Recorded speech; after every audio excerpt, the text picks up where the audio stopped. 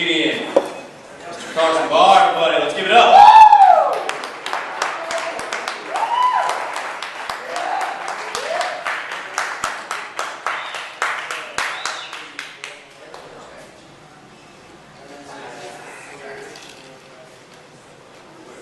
Alright guys, I'm just going to clear the air right now. It's my 22nd birthday today.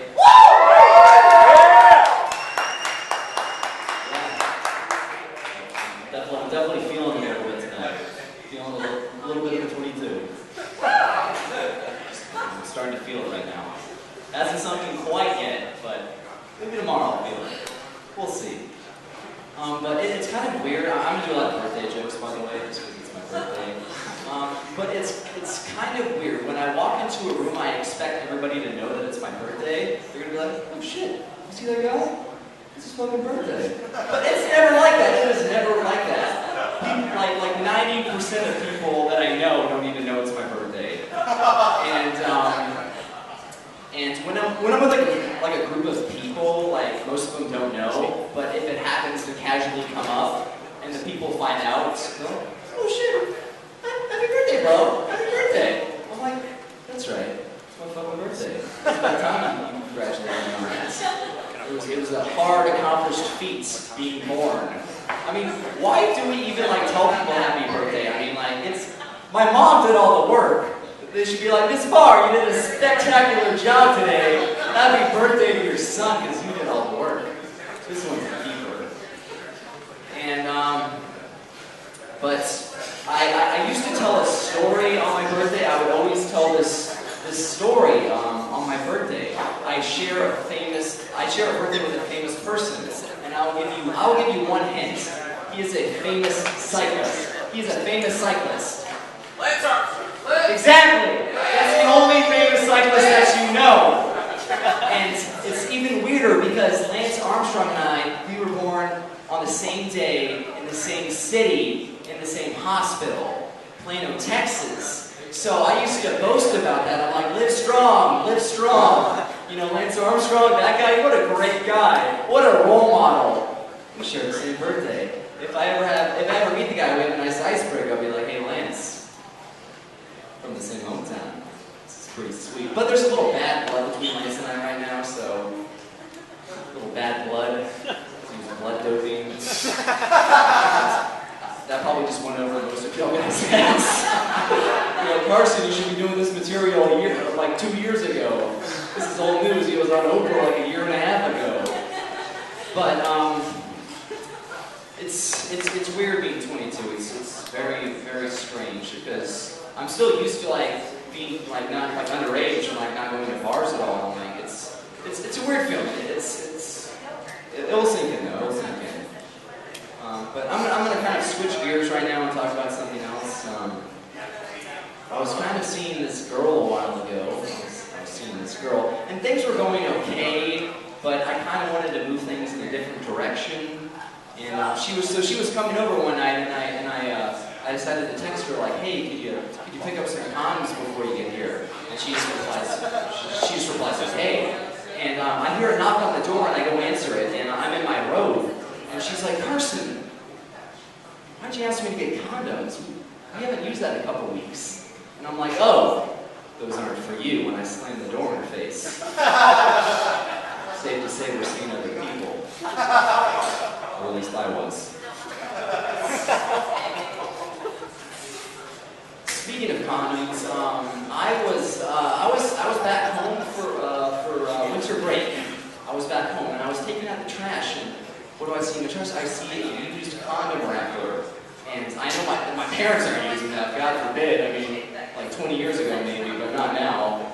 And I know it wasn't my brother's too, so I assumed it was my sister's. It was my sister's condom. So I go confront her. I'm like, Emily, is this your condom? And she just breaks down. She starts crying, and she's like, I'm seeing this guy, and he said he would have broke up with me unless we had sex. And I don't think he really liked me anyway. He was probably using me. And I'm like, Emily, that is so stupid. If you want guys to like you, don't even use protection.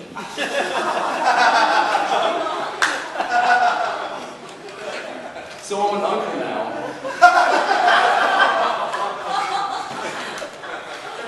No. My sister, she's not pregnant, she's a good girl. So I was driving with my roommate Zach not too long ago, and we were talking about dating, and the topic of like dating someone and seeing them like in your everyday life came up, and I automatically said, I'm like, Zach, you don't shit where you eat. And of course everybody knows this is pretty much common knowledge that you don't date people that you see on a consistent basis. I mean, but people do this anyway. People are like, it will work out. I'm the exception to the rule. I'm special. So,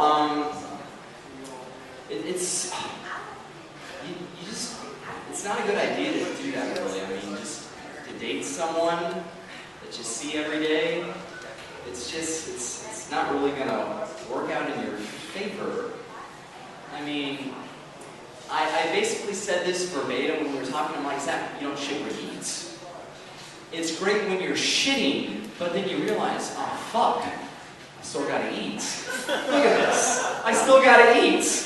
There is shit everywhere. And but I had to learn this the hard way, like most people with penises do. I had to learn this the hard way. I was dating someone my freshman year, and we were in the same class together, same major too. So we would see each other, like the next couple of semesters. And I'm like, oh great, we'll see each other all the time. This is fantastic. Then shit hit the fan. Speaking of shit, by the way, it hit the fan. And it hit hard. So we broke up basically after we signed up all of our classes together. We broke up. And I'm like, damn it, I gotta see you every day still. So that's kind of rough. But your dad never sits you down and he's like, he never sits you down and he's like, son, I gotta tell you an important life lesson. Make sure you change your underwear every day. And also, you don't shit where you eat. Thanks, Dad, that's great knowledge to know for the future. But I guess I'll learn the hard way, like a dumbass. And I did. You have to go through those growing pains. It's just something you gotta do. It's something you gotta find for yourself. I don't know. Dating's something else. But I thought sex was illegal when I was younger. I thought the physical act of reproducing was illegal. And I thought there was an entity called the sex police that if you were not having sex, they would arrest you. And I remember one night when I was pretty young, I was about 10, I had a bad dream. And what do you do when you have a bad dream? You go see your parents, to make yourself feel better. So I had a bad dream one night, and I go downstairs, and I go to my parents' bedroom, but it was locked, and I hear some commotion on the other side of the room. And I'm like, oh shit. The sex police must have caught my parents. My mom only moans when she's bummed out. My mom only moans when she's bummed out. I was a naive son of a bitch. There was handcuffs, all right, but the fussy pink variety. A lot of strip searches and pat downs there. I don't know. I would like to think that my family doesn't even have sex at all. I'd like to think of them as sexless beings that don't even reproduce at all. Like I found out my sister kissed someone for the first time not too long ago, and she shattered that illusion. She ruined that dream for me, and she's dead to me now. Dead to me, Emily.